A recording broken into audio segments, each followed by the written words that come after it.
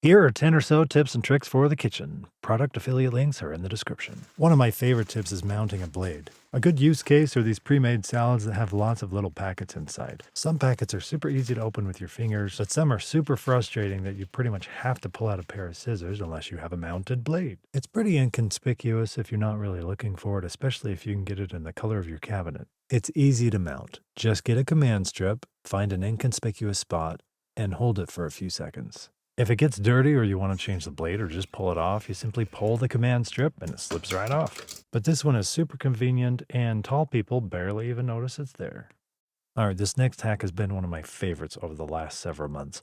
Because under my hood, it's metal, I got these 100-pound magnets and put these S-hooks in here to hang all of my pots, pans, and lids, which is especially helpful when you're cooking. Also, these are hex-clad pans and they are awesome. It's like Teflon and steel had a baby because you can use soft or hard spatulas or spoons on them. And you can throw them in the oven. The lids are up to 400 degrees, the pans are up to 500 degrees, and they're dishwasher safe. The only downside is you'll never get to buy new pans again because you'll never need to. Anyway, back to the hook tip. The best part is you can put your most commonly used pans right in a super convenient spot ready to use. But my favorite part is that you can hang your lids directly over the pot you're using to stir and have the excess water drip right into the pan you're using. Some might find it looks cluttered, but if you're limited on space, it's a great multi-purpose solution. Also works as a drying rack once your cooktop is cool.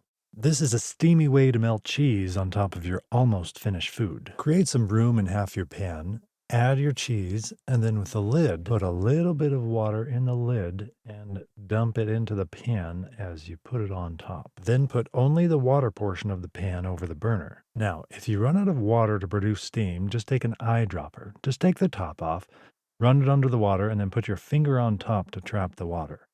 Now, stick the eyedropper in the little steam hole and release as much additional water as you would like. Great way to melt cheese. Now some rapid fire tips. If your brown sugar is hard, seal it with a fresh slice of bread. In about 24 hours, it'll be nice and soft. Use a silicone mat and a cover for your microwave. They're easier to wash and work great as a hot pad. If little kids like to walk away with your dish towels, you can cut a V in it or buy these with a V. They look great and they stay in place. Freezing excess hamburger flat in a bag makes it much quicker to thaw. And a good grease trap is some folded paper towels and a colander. The KitchenAid is great for making German pancakes. But while it's baking, clean the bowl and throw it in the chiller to help make some great whipped cream. Oh, and the leftovers reheat quite well in the air fryer. Almost better. The air fryer is also a winner for French bread. And last but not least, throw 1 to 2 tablespoons of Lemme Shine in that empty dishwasher for a nice sparkly clean. Kyler Studio.